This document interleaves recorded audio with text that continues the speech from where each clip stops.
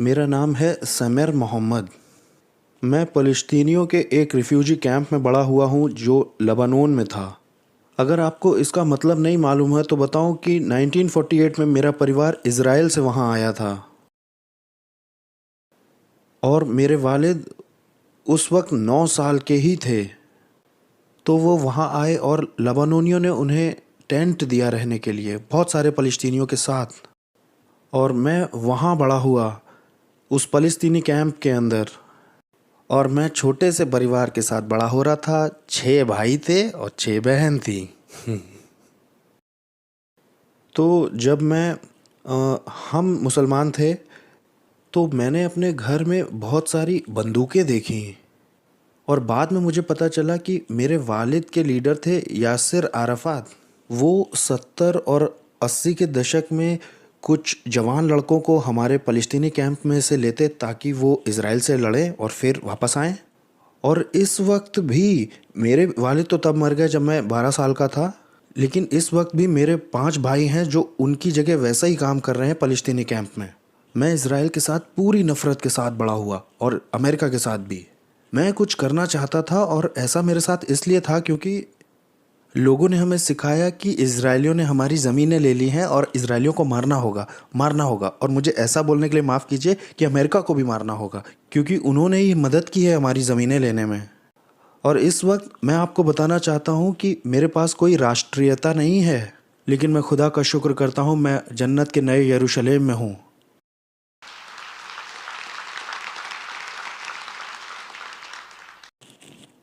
मेरे फ़लस्तीनी कैंप में मुझे कुछ दिखाई नहीं देता था, सिर्फ अंधेरा दिखाई देता था। मैं अल्लाह के लिए मरना चाहता था बस।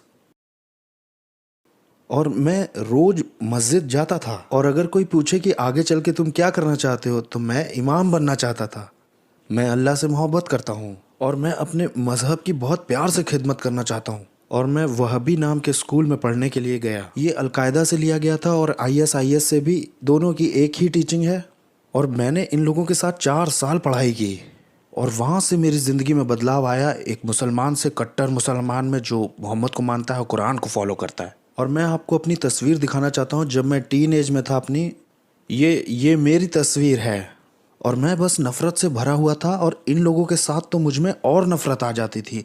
मैं बस अल्लाह के लिए मरने के लिए तैयार था। और मैं अपने फ़लस्तीनी कैंप में रोज़ जाता था 5 बार। और मैं मस्जिद में ऊपर जा कर के, वो आपने अज़ान की दुआ सुनी है, अज़ान के बारे में? मैं करता था वो।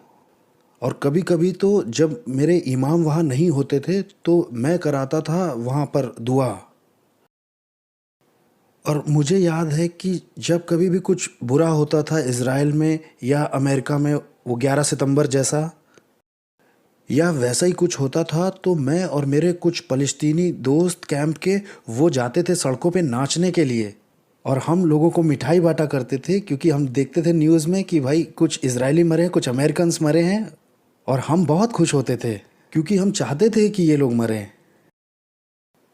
हमारे फ़लस्तीनी कैंप में 30,000 लोग रहते थे, जिसमें कि सब मुस्लिम थे, कोई भी क्रिश्चियन नहीं था वहाँ। और बाइबल के बारे में भी हमने, जब हम शरिया लॉ पढ़ रहे थे तब सुना था पहली बार बाइबल के बारे में। और एक दिन इमाम आए और उन्होंने कहा कि देखो ये बाइबल है, ये खुदा की तरफ से नहीं है। उन्होंने हमें क्रिश्चियंस के बारे में बताया जो कि 3 खुदाओं को मानते हैं, ये और वो। और मुझे याद है कि स्कूल के बाद मैं और मेरे कुछ दोस्त इमाम के पास गए और हमने कहा क्या हम देख सकते हैं इस बाइबल को? हमने कहा हम बस सिर्फ थोड़ा सा देखना चाहते हैं। उन्होंने कहा नहीं, ऐसे वैसे कोई भी बाइबल नहीं पढ़ सकता, सिर्फ इमाम बड़े लोग ही पढ़ सकते हैं बाइबल, क्योंकि ये खुदा की तरफ से नहीं, ये शैतान की तरफ से है। हमें बाइबल पढ़ने की इजाज़त नहीं थी। एक दिन मैं अपने फ़लस्तीनी कैंप से बाहर गया था, और वहाँ लेबनीज़ लोग थे। लेबनान में मुस्लिम और क्रिश्चियन दोनों ही रहते हैं। और मैं चल रहा था और एक आदमी और वो मुझसे यीशु के बारे में बताने लग गया। और मैंने उसकी तरफ देखा। मैंने कहा तुम मेरी तरफ देख नहीं रहे हो क्या? तुम्हें दिखाई नहीं पड़ रहा कि मैं कौन हूँ? मैं वो आदमी हूँ जो मस्जिद में ऊपर चढ़ता हूँ, मैं एक अच्छा मुसलमान हूँ। और तुम मुझे क्यों बता रहे हो अपने यीशु के बारे में? तुम्हें शर्म तो आती नहीं अपने यीशु के बारे में? 3 खुदा को मानते हो तुम, ये या वो। और उसने कहा मैं आपको ये बाइबल देना चाहता हूँ। मैंने कहा नहीं, मैं नहीं मानता हूँ कि ये खुदा का कलाम है, मुझे नहीं चाहिए ये किताब। और उसने मुझसे बात करना शुरू किया और मैं और ज़्यादा गुस्सा होता जा रहा था, क्योंकि मैं उसे जान से मानना चाह रहा था कि वो क्यों मेरे पास आ रहा है भाई और अपने यीशु के बारे में बता रहा है मुझे। अरे सच्चाई तो हमारे पास है। और उसने कहा ठीक है, अगर आप बाइबल नहीं पढ़ना चाहते हो तो कोई बात नहीं। मैंने कहा तुम्हें पता है मैं चाहता हूँ तुमसे ये बाइबल लेना। मैं नहीं मानता हूँ कि ये खुदा का कलाम है, लेकिन मैं ये जानना चाहता हूँ मेरे दुश्मन लोग क्या, इससे मुझे मदद मिलेगी जब मैं आगे चल के इमाम बनूंगा। लेकिन ठीक उसी वक्त मैं अपने फ़लस्तीनी कैंप के लोगों से भी डरा हुआ था और मैं अपने इमाम से भी डरा हुआ था। जानते क्यों? क्योंकि हो सकता है आपको नहीं मालूम हो, मिडिल ईस्ट में और सीरिया अरेबिया में और मुसलमानों में आपको बाइबल पढ़ने की इजाज़त नहीं है।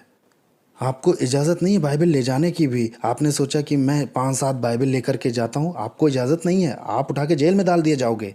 जानते हो क्यों? जानते हो क्यों हमें इजाज़त नहीं है बाइबल पढ़ने की? क्योंकि जो दुश्मन है, जो शैतान है, क्योंकि वो जानता है कि इस किताब में ताकत है, खुदा की ताकत है इसमें, और वो नहीं चाहता है कि मुसलमान सच को देखे। क्योंकि ऐसा ही मेरे साथ हुआ था, क्योंकि जब मैंने बाइबल पढ़ना शुरू किया खुदा ने मेरी आंखें खोल दी। और यही शैतान नहीं चाहता है कि एक मुसलमान सच को जाने। हाँ, हमें बाइबल पढ़ने की इजाज़त नहीं थी। और फिर मैंने बाइबल ले ली उस आदमी से जिसका नाम जॉर्ज था, और मैंने उसको जैकेट में रख लिया और मैं अपने फ़लस्तीनी कैंप में आ गया। दरवाजे बंद कर दिए, खिड़कियां बंद कर दी, और सबसे पहले मैंने बाइबल को सूंघा। क्योंकि हम जो ईस्ट के लोग होते हैं हमें ऐसे ही बताया जाता है, हम डरते हैं इस किताब से। अब मैंने सूंघना शुरू किया, इसे खोला, पढ़ना शुरू किया, और जब मैं इस बाइबल को पढ़ रहा था तो मस्जिद में भी जा रहा था, बाइबल भी पढ़ रहा था। और बाइबल मैंने छुपा के रखी थी अपने वो बिस्तर के नीचे, क्योंकि ये आसान नहीं है। मैं खुदा का शुक्र करता हूँ आपको जो ये आज़ादी मिली है अमेरिका में, आप बाइबल लेके चल सकते हैं, लेकिन मेरे भाइयों बहनों हमारे लिए आसान नहीं है। अब मैं बाइबल पढ़ रहा हूँ। अब जब मैंने बाइबल पढ़ना शुरू किया तो सबसे पहली बार अपनी ज़िंदगी में मैंने कुछ वहाँ देखा। मत्ती 5-6-7 के अंदर, जहाँ यीशु ने सिखाया अपने दुश्मनों से मोहब्बत करना और उनको बरकत बोलना। अपने दुश्मनों को मोहब्बत करना? मेरा अल्लाह कहता है दुश्मनों को मार डाल। ये किस तरह का खुदा है जो कहता है अपने दुश्मनों को मोहब्बत कर? और यीशु की शिक्षा है खुदा प्यार है। हमारे पास इस्लाम में 99 नाम है अल्लाह के, और उसमें एक भी ऐसा नाम नहीं है कि खुदा मोहब्बत है। और मैं मैं बाइबल पढ़ रहा हूँ और मस्जिद भी जा रहा हूँ। अभी हूँ मैं मुसलमान, लेकिन खुदा मेरी आंखें धीरे धीरे, क्योंकि ये खुदा का कलाम है। और आपको मालूम है मुझे यीशु के बारे में नहीं बताया किसी ने, लेकिन ये खुदा का कलाम है। लेकिन खुदा कर सकता है, वो उसकी रूह मेरे दिल में आ सकती है, और वो मेरी आंखें धीरे धीरे खोलना शुरू कर रही थी। और फिर क्या हुआ कि मैंने बाइबल में पाया, लिखा था कि अगर आपका कोई सवाल है तो आप इस नंबर पे फ़ोन करिए। मैंने उस आदमी को फ़ोन किया, मैंने कहा सुनिए मेरे बहुत सवाल हैं। उसने कहा ठीक है, आप यहाँ आइए और हमारे यहाँ एक मीटिंग है, उसमें कुछ दोस्त हैं, मैं चाहता हूँ आप उनसे मिलिए, यहाँ सब दोस्त हैं। और मैं ये नहीं जानता था कि ये मीटिंग का मतलब क्या है, क्योंकि मुझे यही मालूम था क्रिश्चियन चर्च जाते हैं और प्रार्थना करते हैं। और जब मैं वहाँ पहुँचा तो मैं बड़ा हैरान हुआ, वो लोग यीशु से प्रार्थना कर रहे थे। और जो पहली चीज़ हुई, मैं जब वहाँ कमरे में पहुँचा 2 सवाल मेरे दिल में आए थे। ये लोग क्यों मुझे इतना प्यार दिखा रहे हैं, क्यों इतना प्यार जता रहे हैं वेलकम वेलकम बोल के, और मैं तो इन्हें मारना चाहता हूँ। ये लोग तो मेरे दुश्मन हैं, क्यों कर रहे हैं ये लोग ऐसा। और जब उन लोगों ने वर्शिप करना शुरू किया अपने प्रभु की, उनके लिए वो जीसस थे, मैंने इन लोगों में देखा कि इन्हें बहुत सुकून और बहुत खुशी है जो मुझे नहीं होती है मस्जिद जाने में। मैंने कहा मुझे ये शांति और मुझे ये आनंद चाहिए जो कि है नहीं। जब मैं मस्जिद जाता हूँ तो मुझे अल्लाह से डर लगता है। मुझे नहीं मालूम कि वो मुझसे मोहब्बत करता है या नहीं, मुझे जन्नत मिलेगी या जहन्नुम मिलेगा। हमेशा जो खुदा है इस्लाम का, वो बस तुम्हें जज करेगा और वो तुम्हें बस नरक में डालने के लिए रेडी है। वो बस ये चाहता है कि तुम मरो। लेकिन मैं यहाँ कुछ अलग देख रहा था, और मैंने कई सारे सवाल पूछना शुरू किया। मेरे प्यारे भाइयों और बहनों, मैं 1.5 साल तक बाइबल पढ़ता रहा, क्रिश्चियन किताबें पढ़ता रहा, और मैं था मुस्लिम ही। मैं जाता था मस्जिद और 1.5 साल के बाद मुझे कन्फ्यूजन शुरू हुआ। पहले क्या था, सच तो बस मेरे ही पास है। लेकिन बाद में जब मैंने बाइबल पढ़ी और कुछ क्रिश्चियन किताबें पढ़ी, तब खुदा ने मेरी आंखें खोलना शुरू किया। मैं मस्जिद जाता था और मैं अभी भी कंफ्यूज था। और आखिरी बार जब मैं मस्जिद गया हूँ, दुआ मैंने की मस्जिद में ही, प्रभु क्या है सच? आप जीसस हैं, ईसा हैं, या आप मोहम्मद के तरीके से, क्या आप अल्लाह है? सच कहाँ है? मैं थक गया हूँ। और मैं अपने इमाम के पास जाने लगा और मैंने कुछ सवालों को पूछना शुरू कर दिया। मैंने कहा, हम मुसलमान हैं और जीसस, हम उसे ईसा कहते हैं, वो आखिरत में आएंगे और सारी दुनिया का इंसाफ करेंगे, क्योंकि मुसलमान मानते हैं कि वो जन्नत में हैं, वो मरे नहीं हैं, वो जन्नत में हैं और आखिरत में आएंगे दुनिया का इंसाफ करने के लिए। मेरा सवाल उनसे ये था कि वो क्यों आ रहे हैं भाई? क्यों नहीं मोहम्मद आ रहे हैं? आखिर वो क्यों आ रहे हैं? वो हमारी अदालत क्यों करेंगे? और ऐसे ही मैंने बहुत सारे सवाल पूछे कुरान के बारे में, जीसस के बारे में और क्रिश्चियनिटी के बारे में।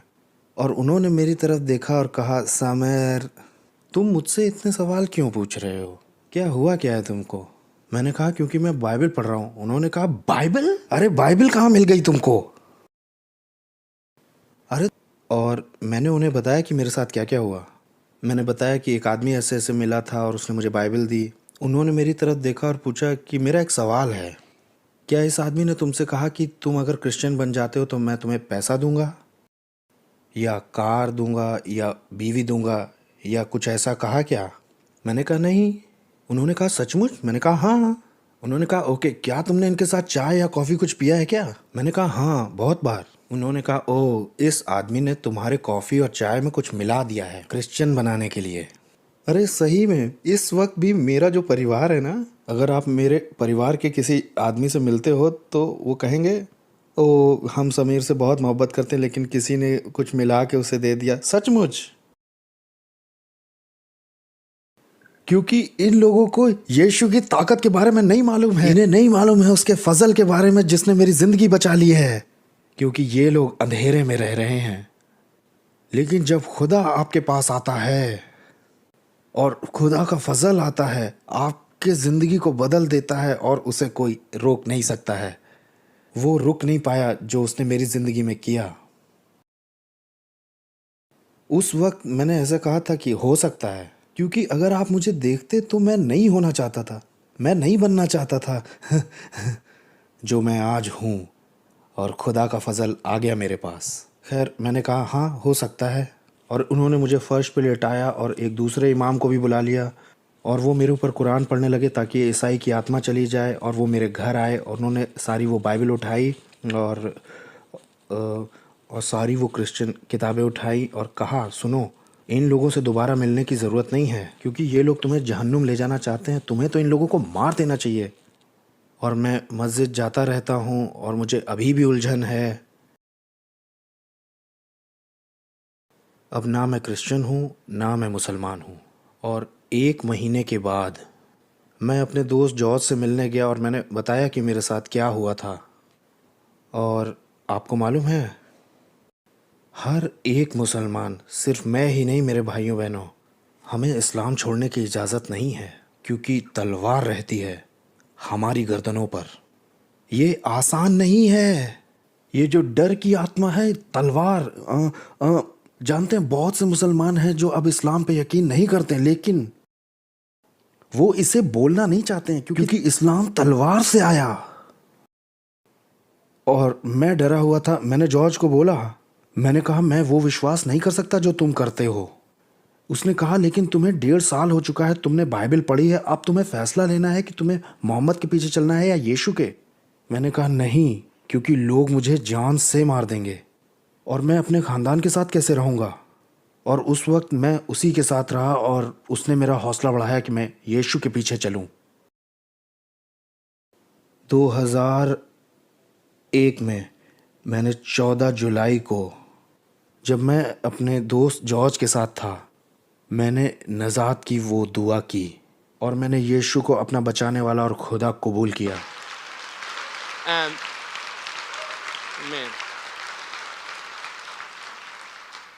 लगभग अब तक 15 साल हो चुके हैं। और क्या कहानी ख़त्म हो गई? नहीं, मेरे लिए तो कहानी अभी शुरू हुई है। उसने मुझे एक छोटी सी बाइबल दी और मैं अपने घर में आया फ़लस्तीनी कैंप में।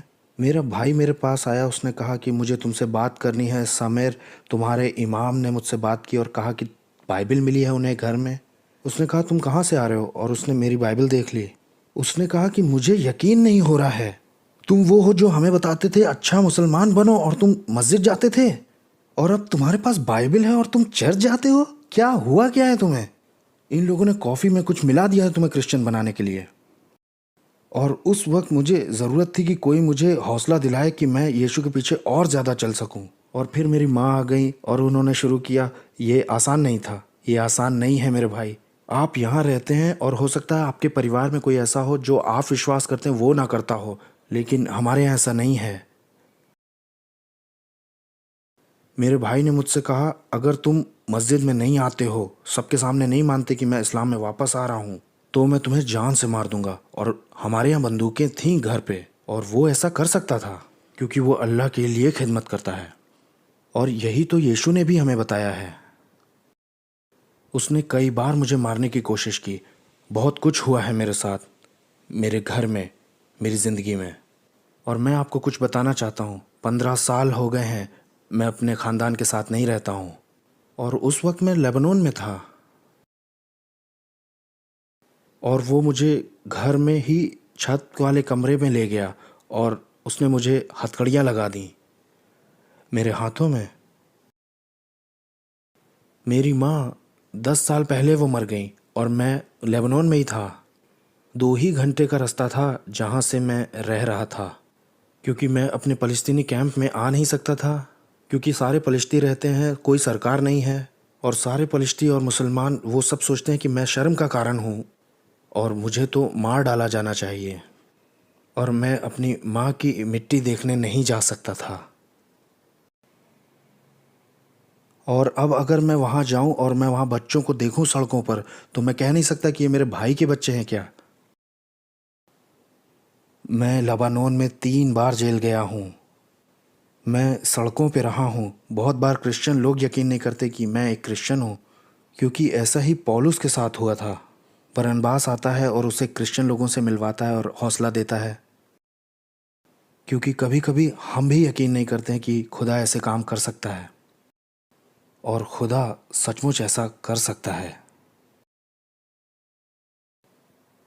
बहुत कुछ हुआ है मेरे साथ। यूट्यूब पर भी, आप इस वक्त भी गूगल पे जाके देखिए, अरबिक में डालिए इन्फिडल सैमर मोहम्मद, आपको मेरी तस्वीर मिलेगी और मेरा गाना मिलेगा अलकायदा का। वो गाना अलकायदा का है। और जो मेरे इमाम थे वो बंदूकों के साथ आधे घंटे यूट्यूब पे, आप देखिए, कुछ तो हमने हटा लिया लेकिन कुछ अभी भी हैं। लोग मुझे मारना चाहते हैं क्योंकि मैंने कुछ टेलीविज़न पे बात की है इस्लाम के बारे में। क्यों? क्योंकि वो कहेंगे कि मैंने कुछ टेलीविज़न पे कहा है कि इस्लाम रिलीजन ऑफ पीस नहीं है। ओके, तो तुम मुझे इसलिए मानना चाहते हो क्योंकि मैंने ये बोला इस्लाम शांति का धर्म नहीं है। देख रहे हैं आप?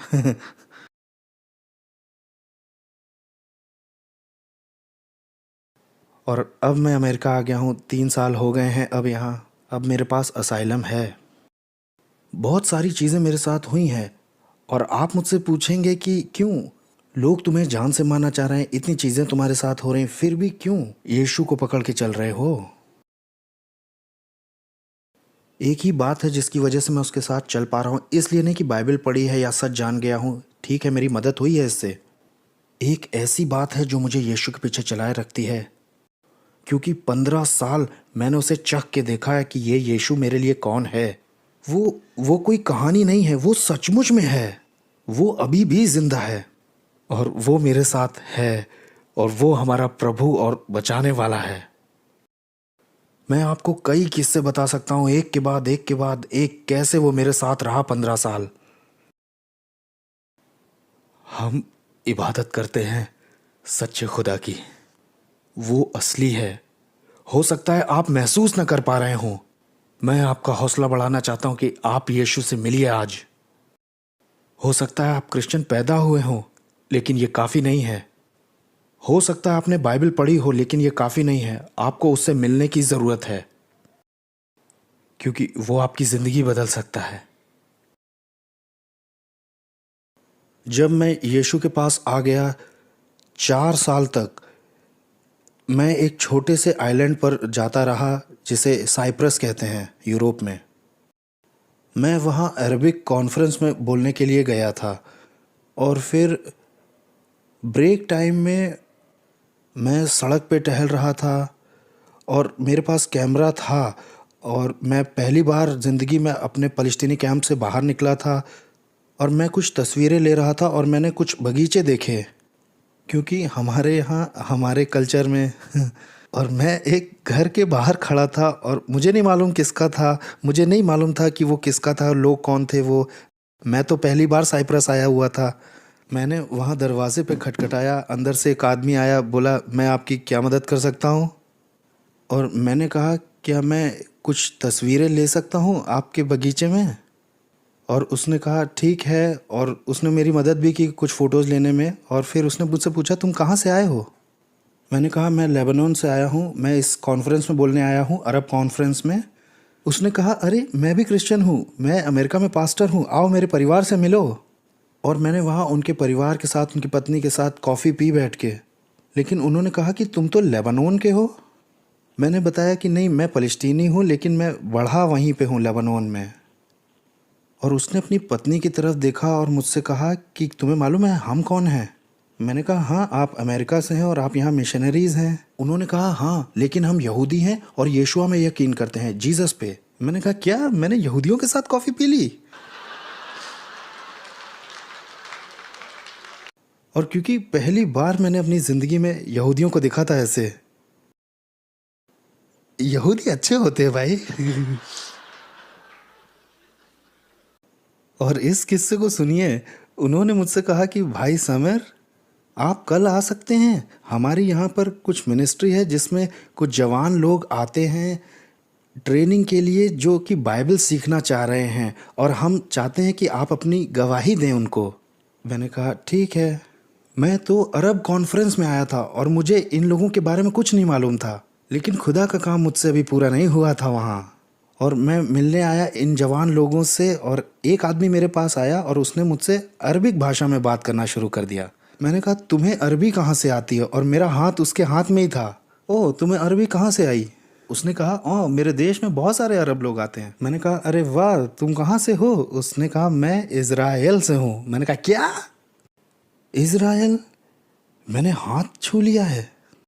हाँ, मैं उस वक्त यीशु पे यकीन करता था 2005 में, लेकिन मैं अभी भी इज़राइल से नफ़रत करता था।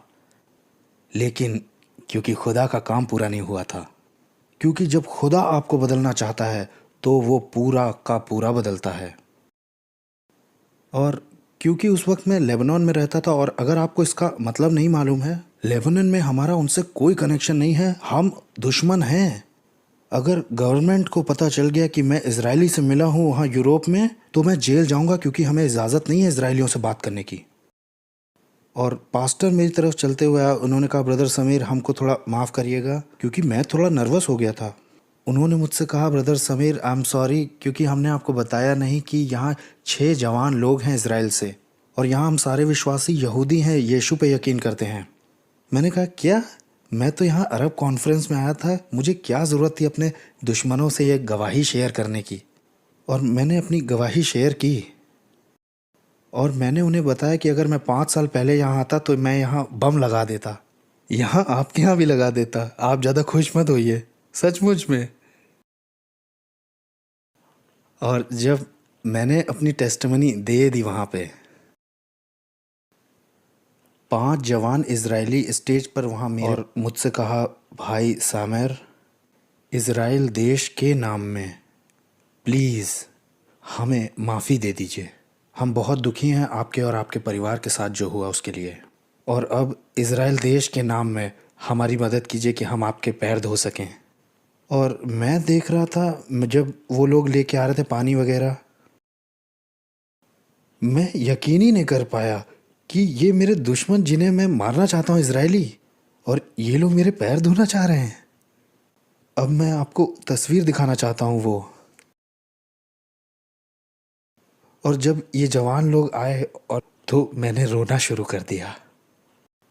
और उस वक्त पवित्र आत्मा ने मेरे दिल को खोल दिया और मेरा ऑपरेशन कर दिया और सारी घृणा को बाहर निकाल दिया इज़राइल के लिए, और बहुत सारा प्यार इस देश के लिए भर दिया।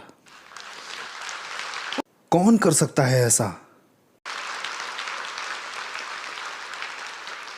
हो सकता है खुदा ने आपके दिल में इंडिया के लिए, फिलीपींस के लिए या किसी और देश के लिए प्यार दिया हो। मैं यहाँ राजनीति की बात नहीं कर रहा हूँ।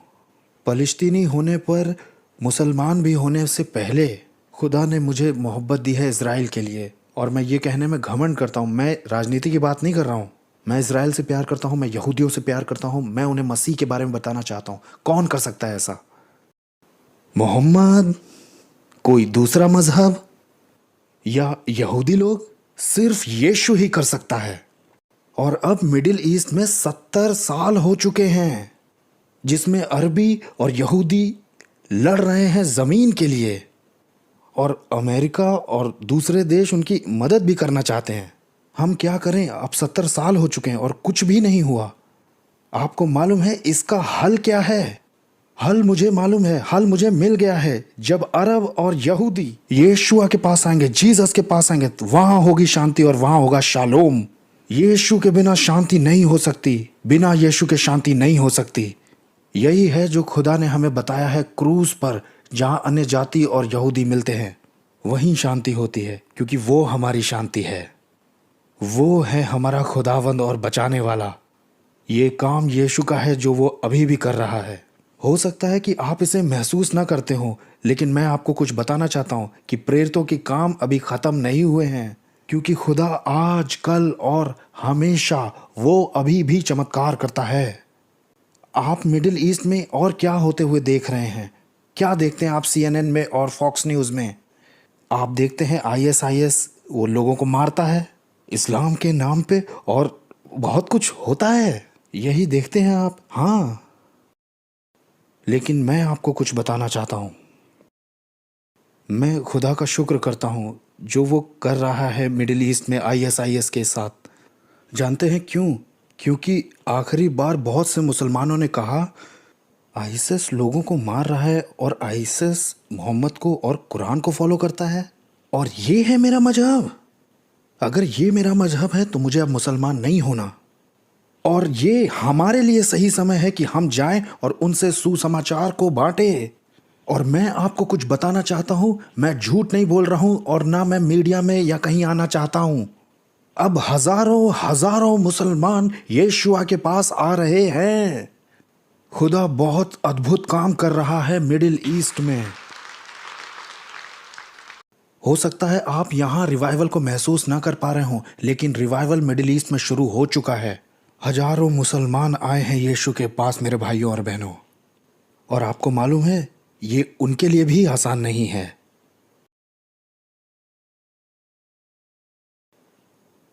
ये आसान नहीं है क्योंकि इस्लाम तलवार के साथ ही आता है।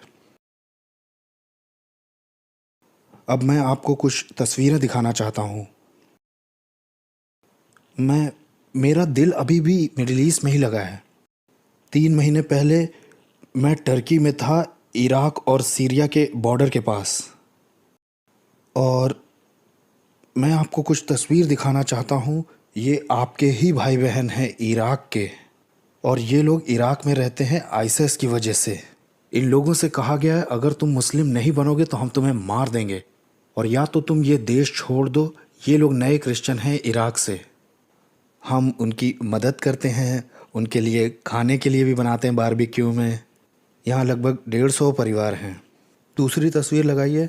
ये लोग जो हैं ये लोग सीरिया से हैं। हम इस तरह से इनके लिए राशन खाने के सारे पैकेट बनाते हैं, और हम इन्हें बाइबल भी देते हैं। हम इन्हें यीशुआ की मोहब्बत दिखाते हैं, लव ऑफ जीसस। ये अरबिक भाषा की बाइबल है और इसे मैं न्यूयॉर्क से लेता हूँ।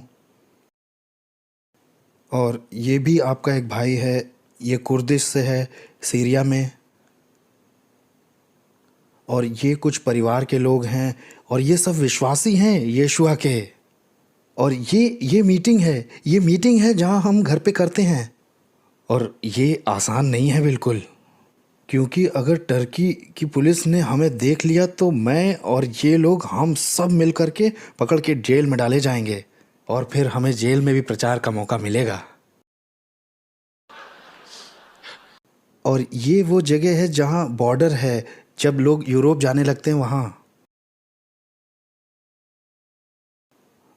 हम क्या करते हैं, हम लोगों को पानी देते हैं और हम बताते हैं, आप देखिए इन दो लोगों को, लोग थक चुके हैं इस्लाम से और लोग बहुत भूखे हैं, लोग भूखे हैं मोहब्बत के और उम्मीद के, यीशु मसीह की।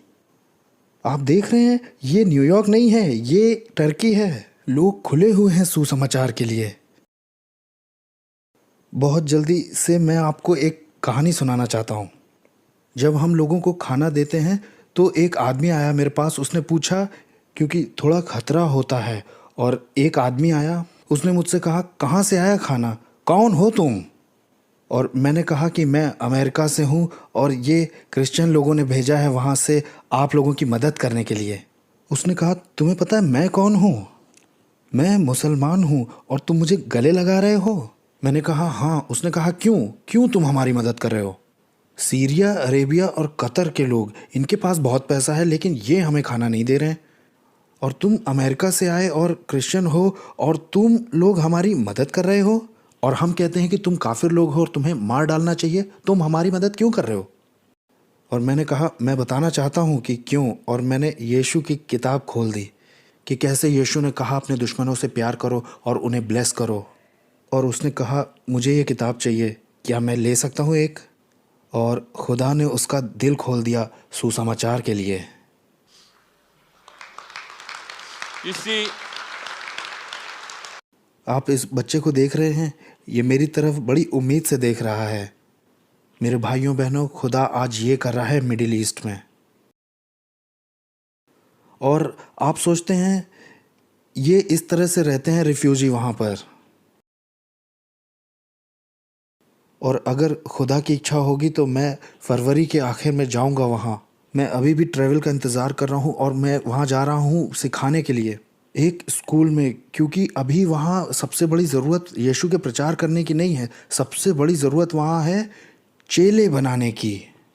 और मैं वहाँ पर 2 या 3 महीने रहूँगा एक ट्रेनिंग स्कूल को शुरू करने के लिए। मैं चाहता हूँ कि आप ये एक वीडियो देखें, इससे आपको हिम्मत मिले।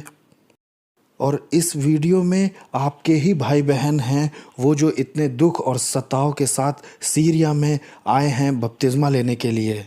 और ये पानी समुंदर का है।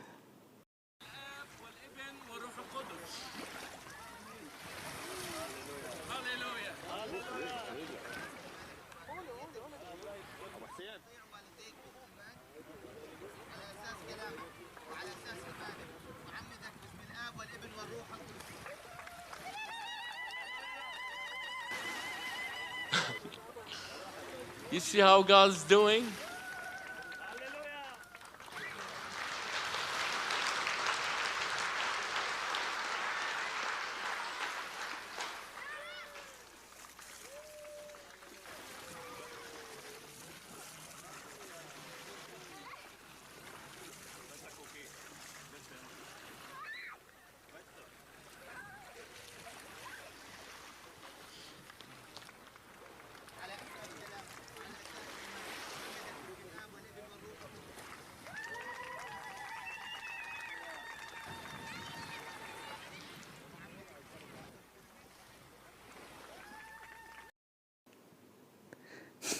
और आपको कहना चाहता हूँ,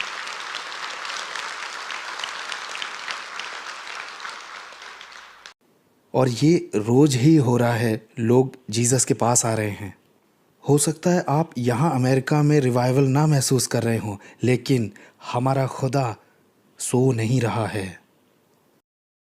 हो सकता है आप इसे फील ना करें क्योंकि आप कनेक्ट नहीं हो रहे हैं, लेकिन वो काम कर रहा है। ये आपके ही भाई बहन हैं जो कि दुख उठा रहे हैं, और मैं आपको इनकरेज करता हूँ, सिर्फ इसे देख के खुश मत होइए, बल्कि इनके लिए दुआ करिए। जो मुस्लिम बैकग्राउंड से आए हैं विश्वासी, वो बहुत दुख उठा रहे हैं मिडिल ईस्ट में, वो लोग जेल में भी हैं, इसलिए नहीं कि उन्होंने कोई गलत काम किया है, बल्कि इसलिए कि उन्होंने कहा कि हम यीशु के पीछे चलेंगे। उनके लिए दुआ कीजिए। मेरे भाइयों और बहनों, कभी कभी हम कहते हैं, मैं यहाँ 3 साल हो गया है मुझे अमेरिका में, और अगर आप कहें, मुझे माफ़ करिएगा, मैं अपना दिल खोलना चाहता हूँ अपनी टूटी फूटी इंग्लिश में। मैं कहता हूँ कभी कभी, क्यों मुझे यहाँ लाए हैं? मेरा दिल तो अमेरिका के लिए शुक्रिया, लेकिन मेरा दिल तो मिडिल ईस्ट में लगा है। यहाँ अमेरिका में मुझे क्यों लेके आए हैं? और खुदा यहाँ मेरे लिए बहुत सारे दरवाजे खोल रहा है, चर्च में भी बोलने के लिए, सिर्फ एक बात के लिए, ताकि मैं आपको बताऊं और पूरे अमेरिका के चर्च को बताऊं कि आपको जागने की ज़रूरत है। आपको जागने की ज़रूरत है। जानते हैं क्यों? क्योंकि मैं यहाँ अमेरिका में देखता हूँ, पास्टर मुझे ऐसा बोलने के लिए माफ़ करिएगा, लेकिन मैं यहाँ अमेरिका में देखता हूँ क्रिश्चियनिटी बस एक कल्चर बन गई है। मैं तो चर्च जाता हूँ, मेरे पास बाइबल भी है, हम घर जाते हैं, खाने से पहले दुआ कर लेते हैं। ये क्रिश्चियनिटी, मुझे माफ़ करिए, हो सकता है कि मैं गलत हूँ,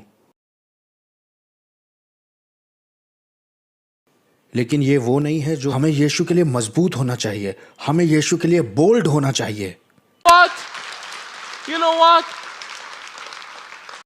मैंने सुना है बहुत से लोगों को, बहुत से पास्टर्स को, वो कहते हैं हमें यहाँ रिफ्यूजी लोग नहीं चाहिए, हमें नहीं चाहिए बहुत सारे मुसलमान लोग, क्योंकि ये लोग खतरनाक हैं। और मैं मानता हूँ कि ये लोग खतरनाक हैं, इस्लाम खतरनाक है। जानते हैं क्यों? क्योंकि आप लोग अपने काम को नहीं कर रहे हैं, और आपका काम है यीशु के बारे में बताना, और इन लोगों को यीशु के प्यार की ज़रूरत है। क्यों नहीं जाते हो आप लोग और सुसमाचार को प्रचार करते हो? वो कैसे सुनेंगे जब तक आप उन्हें बताएंगे ही नहीं? अगर आपने बोला ही नहीं, अगर ये आदमी जॉर्ज मुझे यीशु के बारे में नहीं बताता, तो हो सकता है मैं आइसिस के साथ होता। हम सोचते हैं, अरे ये मुसलमान है, कहीं हो सकता है मुझे मार ना दे अगर मैंने इसको यीशु के बारे में बताया तो। लेकिन देखिए पौलुस ने क्या कहा है रोमियो 10 में, कोई इंसान कैसे सुनेगा जब तक कि प्रचारक ही ना हो। खुदा चाहता है कि हम सारे संसार में जाएं और सुसमाचार का प्रचार करें, और कुछ लोग जाते भी हैं, उनके लिए तो शुक्रिया, लेकिन बाकी लोग सिर्फ बैठे रहते हैं और सोते रहते हैं। और अब खुदा आपके घर के बगल में किसी मुसलमान को ले आता है रहने के लिए, और हम कहते हैं नहीं नहीं नहीं नहीं, हम उनसे यीशु के बारे में नहीं बात करेंगे। आपको यीशु से शर्म आती है क्या? या वो आपके लिए सच्चाई नहीं है? हो सकता है कि वो सचमुच हो ही ना। अगर यीशु ने आपकी ज़िंदगी को बदला है और उसने आपकी ज़िंदगी बचाई है, तो यीशु को अपने तक ही क्यों रखे रहते हैं आप? आपको मालूम है, हर एक मसीही का, हर एक आदमी का, हर एक औरत का, हमारे पास एक काम है करने, और मिशन ये है कि हम अपने बाइबल को लेकर के जाएं और अपने सुसमाचार को बताएं। मेरे भाइयों और बहनों, सारे मुसलमान देशों की ओर से मैं ये सवाल आपसे पूछता हूं, क्यों आपने हमें नहीं बताया अपने यीशु के बारे में? क्यों आपने सिर्फ अपने तक ही यीशु को रखा?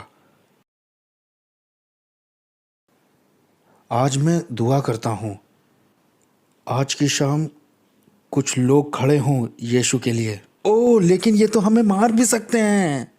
ओह हाँ, हालेलुया, हम यीशु के पास चले जाएंगे अगर ये लोग हमें मार देंगे तो। आपको मालूम है, डर की आत्मा खुदा की तरफ से नहीं है। आपको मालूम है ना, डर की आत्मा शैतान की तरफ से होती है, और खुदा हमको डर की आत्मा नहीं देता है।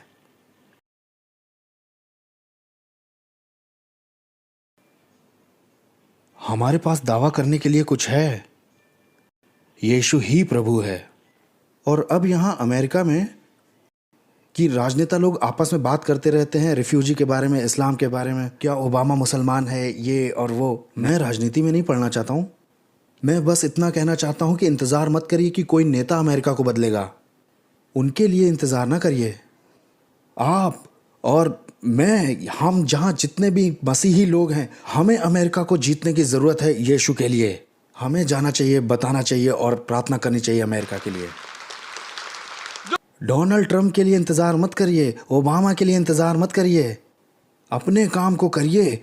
हम सो रहे हैं, और मुझे ऐसा बोलने के लिए माफ़ करिए, मैं कुछ हूँ नहीं। मैं वहाँ बड़ा हुआ था, आपको मालूम है मेरी कहानी। मैं फ़लस्तीनी कैंप में था और मैं क्रिश्चियंस को मारना चाहता था, लेकिन मैं आज कहाँ हूँ? मैं यहाँ ऊपर खड़ा हूँ स्टेज पर और यीशु के बारे में बोल रहा हूँ कि आप जागिए और सुसमाचार बताइए।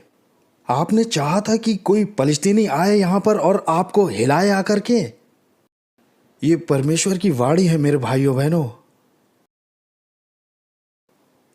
और मैं ये नहीं कहता हूँ कि इस्लाम अच्छा है, नहीं। इस्लाम तो तलवार से ही आया है और ये बात बिल्कुल साफ है, क्योंकि कुरान यही सिखाती है कि दुश्मनों को मार दो।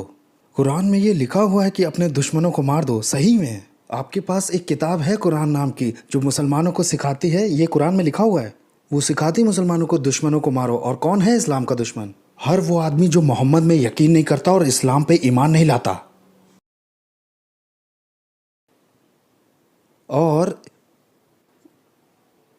और ये किताब क्या कहती है? हर उस आदमी को मार दो जो मोहम्मद पर यकीन नहीं करता है। ठीक है। और यहाँ आपके पास बहुत सारे मुसलमान हैं और वो मुसलमान कहेंगे नहीं, हमारी किताब ऐसा नहीं कहती है। हमारे यहाँ तो, अरे हमारा धर्म तो शांति का धर्म है। इससे पहले कि तूफान आ जाए आपको जागना होगा और सुसमाचार बताना होगा। मैंने मिशिगन में सुना है कि ड्यूट्रॉन में आपको मुसलमानों को सुसमाचार बताने की बिल्कुल इजाज़त नहीं। जो वहाँ मिडिल ईस्ट में शुरू हुआ है वो यहाँ अमेरिका में भी हो सकता है, अगर आप जग जाएं बस। और वहाँ शुरू हो भी चुका है। न्यूयॉर्क में 11 सितंबर के बाद लाखों लाख रुपया आ रहा है डॉलर में, ताकि वहाँ मस्जिदें बन सकें। उन लोगों को इसकी कोई शर्मिंदगी नहीं है। ये तो उनके लिए बड़ी जीत है। टर्की में जाने के बाद 3 महीने बाद मैं जर्मनी में भी गया था। और अब यूरोप में यूरोप अब एक मसीही देश नहीं रहा, क्योंकि इस्लाम बढ़ रहा है, बढ़ रहा है, बढ़ रहा है वहाँ। और अब लाखों लाखों लोग, मैं आपको कुछ बताऊं? मैं आपको कुछ बता ही देता हूँ। मुझे परवाह नहीं है राजनीति की। मैं बताना चाहता हूँ, मैं टर्की में था। रिफ्यूजियों की मदद करते हैं यूरोप जाने के लिए, क्योंकि टर्की का जो प्रेसिडेंट है उसका एजेंडा यह है कि वो यूरोप को इस्लाम के लिए ले ले, क्योंकि वो वहाँ तलवार नहीं चला सकते हैं। वो बस वहाँ से लोगों को ला सकते हैं और फिर उन्हें बदल देंगे। और मैं जब जर्मनी में था तो एक आदमी से मिला जो गवर्नमेंट के लिए काम करता था। वो जर्मन था। उसने मुझसे कहा कि आपको पता है ब्रदर समीर, हमें सऊदी अरेबिया की गवर्नमेंट से पैसा आता है उन रेफ्यूजियों के लिए खाना खाने के लिए नहीं, बल्कि मस्जिद बनाने के लिए। मस्जिद बनाने के लिए। मेरे भाइयों और बहनों, खुदा वो हमें सिर्फ इसलिए नहीं चाहता कि बस सेव कर ले और हम यीशु की वेट करें। अरे हालेलुया, अब तो यीशु के साथ जन्नत में जाके रहेंगे। और हो सकता है हम कहें कि मैं पास्टर नहीं बनना चाहता हूँ, हो सकता है मैं क्वायर में भी नहीं जाना चाहता। अगर आप ये नहीं करना चाहते तो ये आपके ऊपर है। लेकिन हर मसीही का एक मिशन है कि उसे गवाह होना है, हमें यीशु के बारे में बताना है। जिसके कान हो वो सुन ले, जिसकी आंखें हों वो देख ले।